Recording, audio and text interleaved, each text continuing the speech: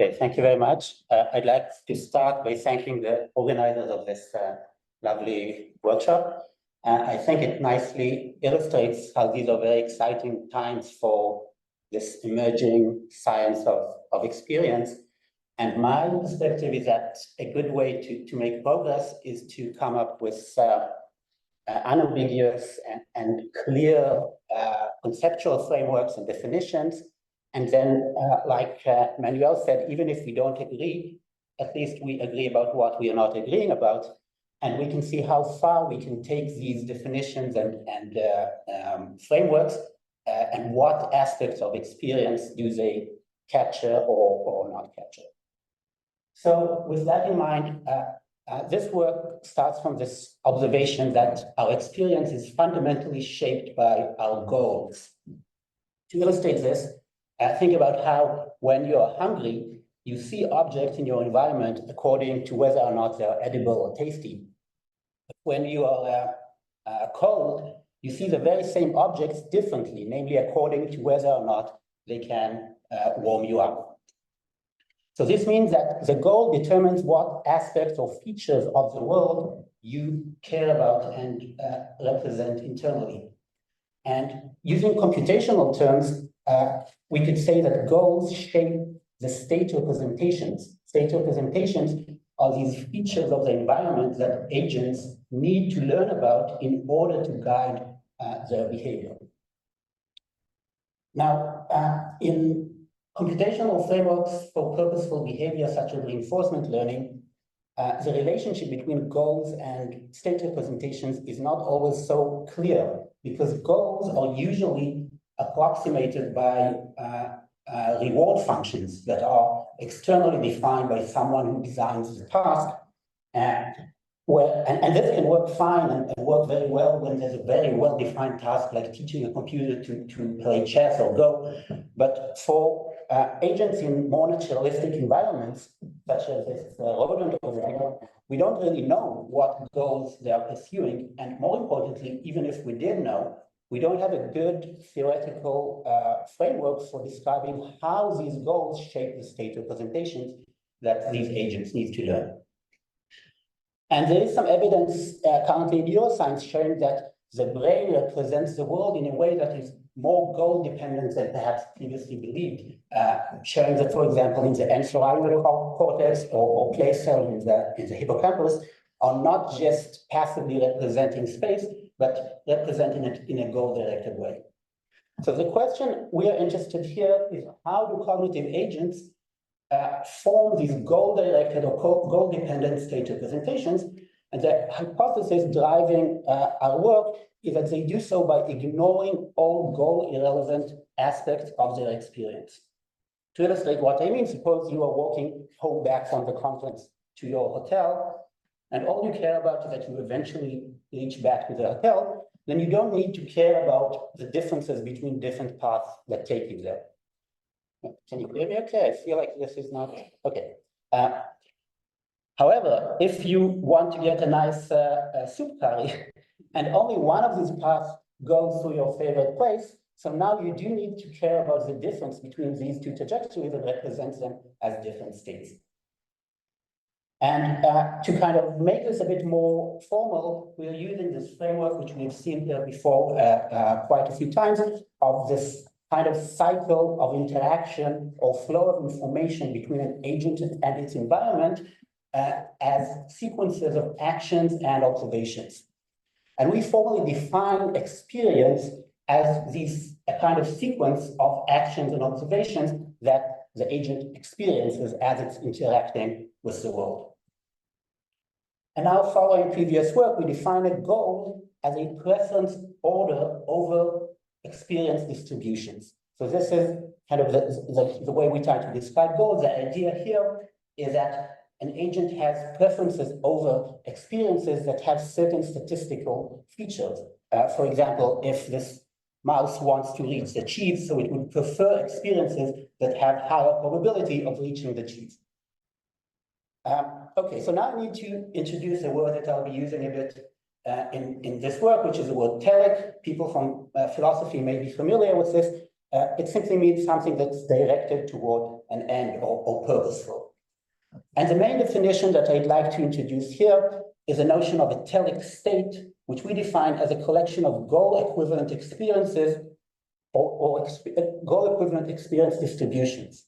So if this is a space of all the possible experiences in terms of trajectories you can walk from here back to your hotel, a goal would be a way of dividing these experiences into these equivalence sets or equivalence classes called telic states, where all experiences within a single telic state are equivalent with respect to your goal. And of course, different goals would result in different ways of dividing the set of possible experiences into these telic states. Importantly, telic states are also ordered, so some telic states are more desirable or preferred by the agent with respect to its goal. So now, just to illustrate this idea using a concrete example, we show how an agent doing in this case, a rodent performing a perceptual decision-making task might be described using this notion of telic states. So very, very briefly, the task here is that the rodent was exposed to an odor that indicated whether reward would be available on the left side well, the right side well, or both wells. But importantly, the features of the reward were different between the two sides. So if there was a small amount of reward on one side, there was a big amount on the other side. If there was a short time delay until the reward on one side, there was a long time delay on the other side, and so on. And we assumed a very simple family of goals described by this summation, or simply counting the number of different outcomes that the rodent experiences. How many times did it experience a big reward versus a small reward, a long delay versus a short delay, and even just choosing the left side over the right side. So this is like trying to capture the space of possible preferences that each agent could have, where these weights beta were fitted to each individual rodent to infer its goal or its preference over possible experiences over many repetitions, many trials of this experiment. Okay, so what we see here are histograms of the fitted beta values. So these are these preference weights of individual rodents, the empirical data in orange, and a baseline random choice control in blue. And this is just to show that we can use this notion of a very simple goal to infer individual preferences of these agents, these rodents in this case. And now we can look at the telic state dynamics. So the telic state would simply be the value of this goal function across multiple trials. And if the agents are just behaving randomly, we would expect the telic state to remain around zero, kind of fluctuate around zero. However, if the behavior is goal-directed, we would expect to see the telic state increase and settle on some non-zero value. And indeed, what we see is that for the empirical data, these telic state trajectories tend to increase to a certain level, whereas for the random baseline, they fluctuate around zero. And importantly, we can also then use this construct of a telic state to predict or explain behavioral features of this task. For example, here we show that for this individual rodent shown here in this red line, higher telic states corresponds to longer reaction times. Even though if we look just at the number of trials, so how far is it into the experiment, there is no significant correlation between trial and reaction times. Okay, so this was just an illustration using a very, very simple family of goals that just counts the number of individual outcomes or actions. However, I think it's much more interesting to consider richer and more complex families of goals. For example, one small step we can take is look at pairs of actions and observations. So now we're looking at preferences not over individual observations or actions, but transitions between certain actions and certain observations. For example, how much does the agent like or prefer the right side well after a short time delay versus after a long time delay? Okay, so now we're looking at kind of longer sequences of experiences. And we find here also that there are some differences between individual rodents, and it's not so much the results themselves that are interesting here, but rather the idea that we can now look at more and more complex, if we kind of extend this notion of goals, at more and more complex statistical features of experience to explain why we prefer certain experiences over others. For example, I think this could be potentially used to explain why we enjoy things like sports or computer games, not because we receive some external reward function or reward scalar, but because there are kind of sequences of actions and outcomes that we find inherently enjoyable. Okay, now state representations are only useful to the extent that they can guide learning and behavior. So how does learning look like within this framework of Telic states?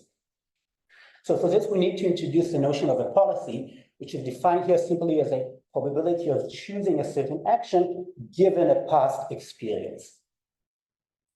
And learning can now be formalized or addressed by asking how likely are experiences generated by a policy to belong to a certain Telic state, a certain desirable set of experiences.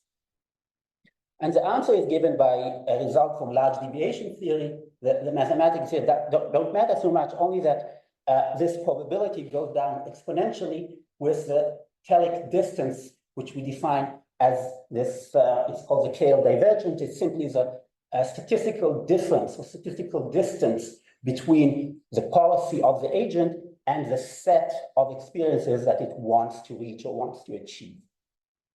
So this gives us a view of learning as this process of reducing the Telic distance between the current policy of the agent, what it's currently doing, and what kind of experiences it wants to achieve.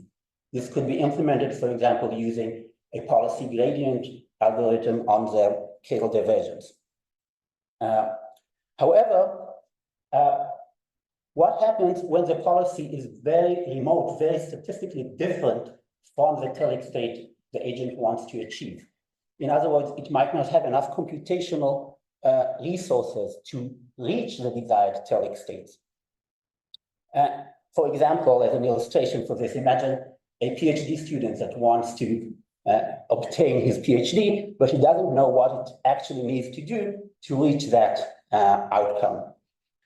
What he can do in that case is, instead of pursuing the goal of finishing the PhD, choose a more achievable goal, such as writing a paper. And this kind of gives the analogous idea of goal refinement. So when the agent can't reach the desired Telic state, it can choose a more refined goal that, under this framework, results in a more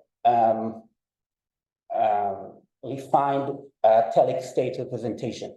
What this means is that now, using small update steps to its policies, the agent can transition between these Telic states, which are now closer to each other, and eventually reach its originally desired Telic state.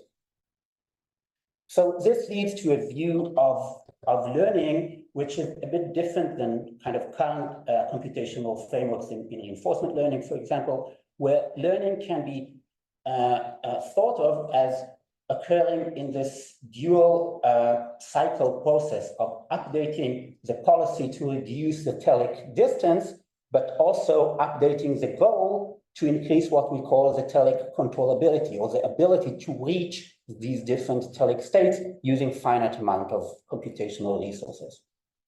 And there's a nice quote by the poet Maya Angelou, who I think nicely expresses this idea. She said that if you don't like something, change it, but if you can't change it, change your attitude, or perhaps change your goal.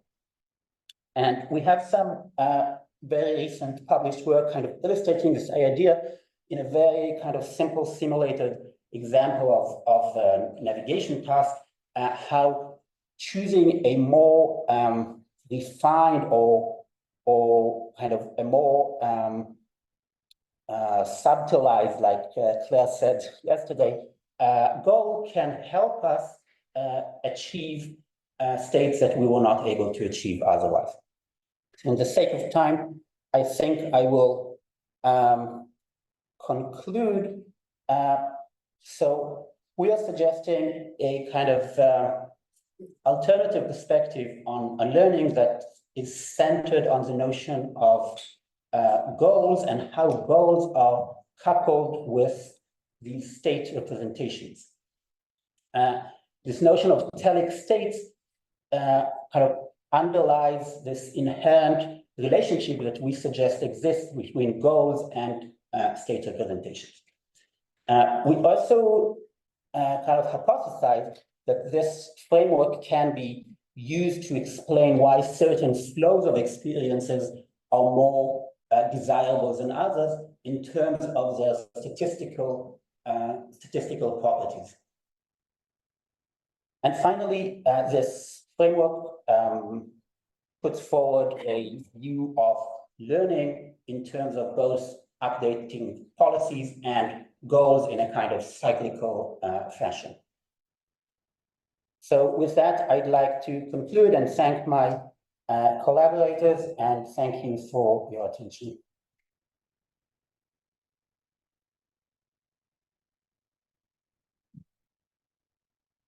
Time for questions, so I'll just go with Francesco first, and the second one right there. Hello, thanks for the very interesting talk. I'm not sure I understood the like the theoretical foundation of this project that you talked about in the beginning. For example, you make the example of going back to the hotel from the conference venue, and you say that if I understood correctly, like whatever, like if we take two paths that are more or less equivalent, that doesn't really make a difference as long as we accomplish the goal of going back to the accommodation, right? So I have two questions. Actually, a question and a remark. The question is, what do you mean by experience? Like, do you actually mean subjective experience, like as in phenomenology, or like, okay. And therefore, the remark or the question is, because it seems to me that there is a massive difference in which path we take to go back home. Yeah. So yeah, no. Like I said in the beginning, I'm suggesting a definition of experience. I don't think it's close to capturing everything about our phenomenal experience, but I think it's a good starting point to kind of connect what we mean in our more kind of colloquial speech about experience and more formal approaches, such as those used in reinforcement learning. And I think that thinking of experiences in terms of statistical properties of sequences of what we do and what we observe is a good starting point. I should maybe have said that when I talk about actions and observations or actions and outcomes, I don't necessarily mean like physical actions, like motor actions. It could also be mental actions, like making a decision or orienting our attention. And the same for observation. We can have like internal observations or perception and things like that.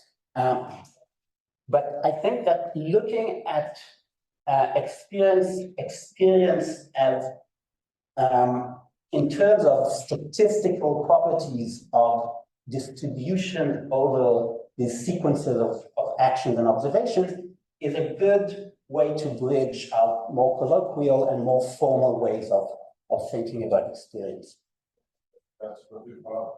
So essentially, the claim would be that if I take one road or the other, the experience is the same under this definition.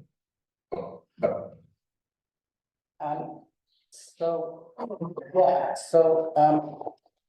I think that we always have like very subtle goals that make our experiences different.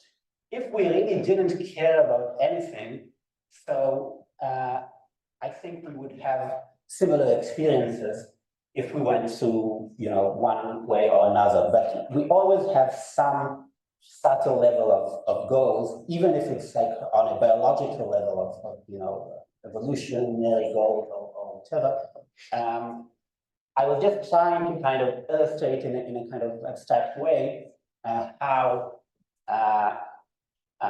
goals are detrimental to what we distinguish in our experience.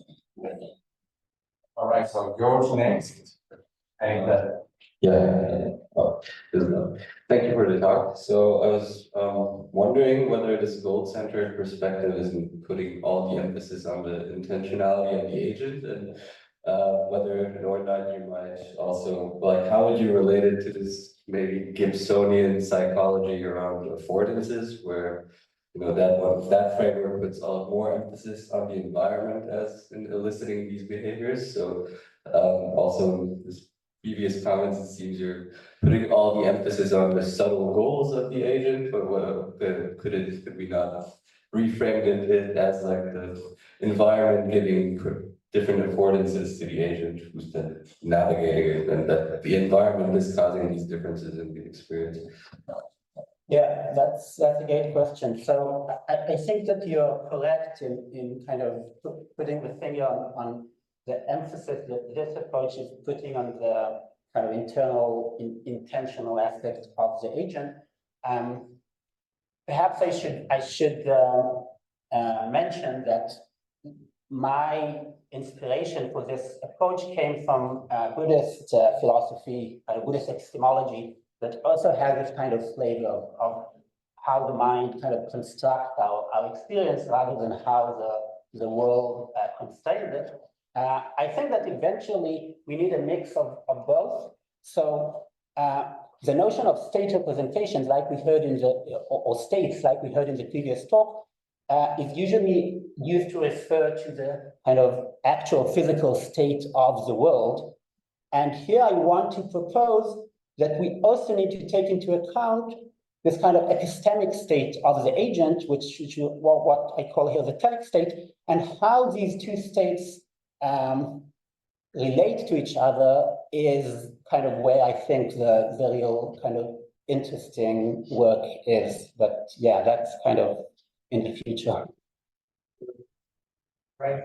So Pavel next. If there's any other question. Thanks a lot. So I wonder how this framework could be developed further to accommodate subtleness of human phenomenology. This is kind of simple. In a sense, you show a two-dimensional state space. And I can imagine a simple agent that looks for optimal temperature and humidity to stay there. But our goals are all like sometimes more complex, this space of goals. I wonder how you imagine it, like multidimensionally. And also I would like to live by seaside or in the mountains. I have kind of internal conflict in this space. It's not always like one set point, but there might be regions of optimal, let's say, desires and goals. So how you imagine this space? And second question is, we have like nested hierarchy of goals. As you said, I want to finish my PhD, but I want to get a coffee. So they also might be like hierarchically organized in conflict sometimes. Do you think that your framework would accommodate that? Thanks. Yeah, okay, so there's a lot to unpack there.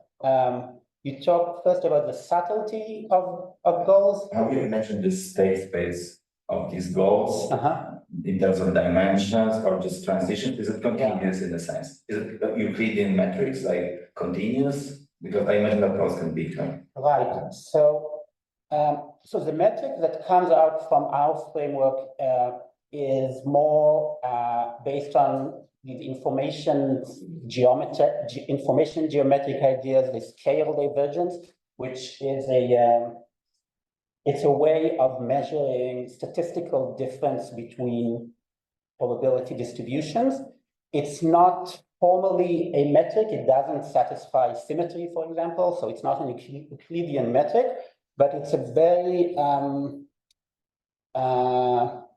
kind of natural and justifiable way of measuring experience distribution. And I think that as you mentioned it in your talk, it's a good way of saying how does a certain experience diverge from a baseline experience. So if I would say that it's a way of saying how different is my current experience compared to a baseline. That's kind of the metrics that we're using.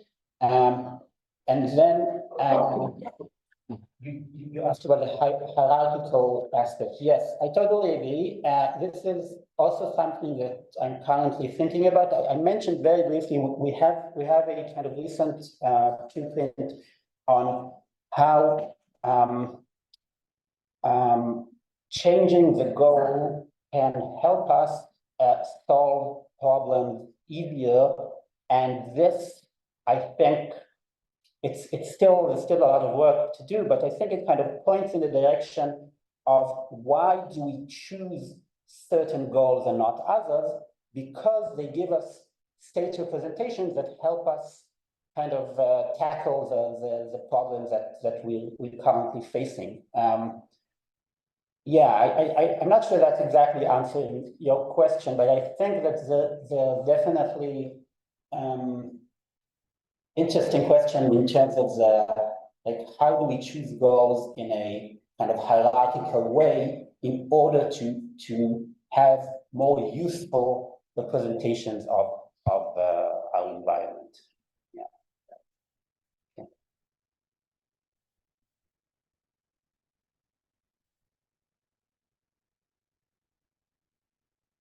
Question?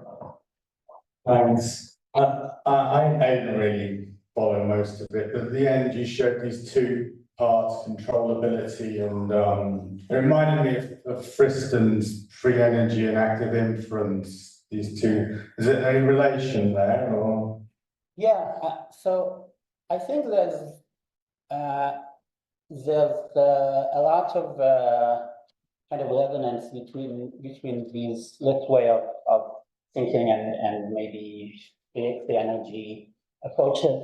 I would perhaps say that the emphasis is different because we are focusing on how do states emerge in the first place. So usually, as far as I understand, also in free energy formulations, states are already assumed to be existing somehow. There is some state space description of the problem, and we are kind of taking a step back and asking, why do agents learn or use this state space and not another? And we believe that the kind of good way of addressing that question is through this notion of goals, kind of formal notion of goals. All right, perfectly on time. For more questions, we can all go later. I actually have a Tom. I'm really interested in this word as well. Right, so let's thank our speaker once again.